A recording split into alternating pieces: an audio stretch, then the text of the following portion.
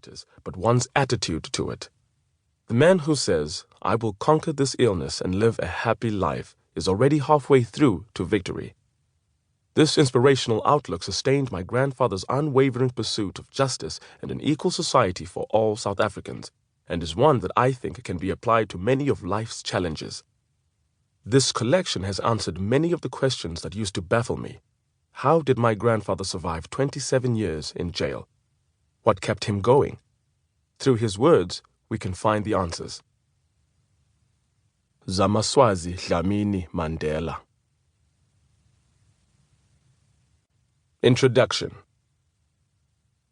A raft of draconian regulations governing the writing of letters by South African political prisoners and their random implementation by mean-spirited guards was designed to control the most precious aspects of a prisoner's soul, their contact with loved ones and news from the outside world.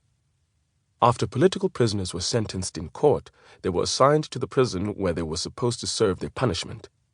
In Nelson Mandela's case, his life as a condemned prisoner began in Pretoria local prison after he received a 5-year sentence on the 7th of November 1962 for leaving the country without a passport and inciting workers to strike. Already a prisoner, he was brought back to court on sabotage charges in 1963, and on the 12th of June 1964, he received a lifelong sentence. His wife, Winnie Mandela, visited him in Pretoria that day, and hours later, without warning, he and 6 of the 7 comrades sentenced with him were taken from Pretoria for the long flight in a military aircraft to the notorious prison on Robben Island. They arrived on a bitterly cold winter morning on the 13th of June 1964.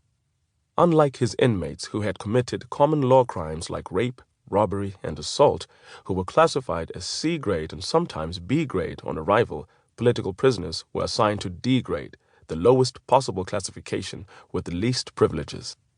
They were allowed only one visitor every 6 months and were entitled to write and receive only one letter of 500 words every 6 months.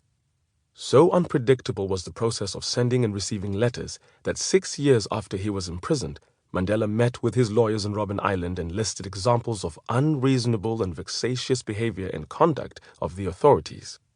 He said that the disruptions to his correspondence indicate a deliberate intention and policy on the part of the authorities to cut me off and isolate me from all external contacts, to frustrate and demoralize me, to make me despair and lose all hope and eventually break me.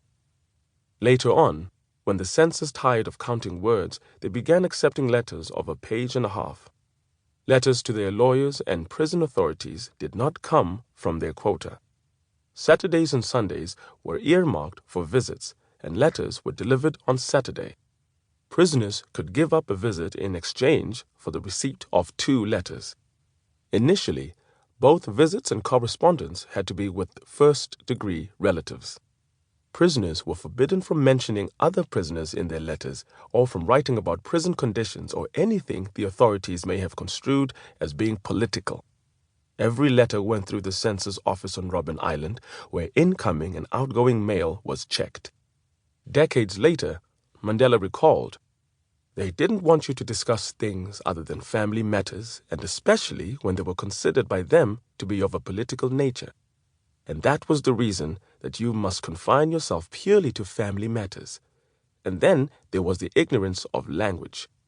If you used the word war, it doesn't matter what context, they would say, 'Take it out,' because they didn't understand the language very well. And war is war. It can't have any other meaning. If you said the war of ideas, then you had said something you were not supposed to say."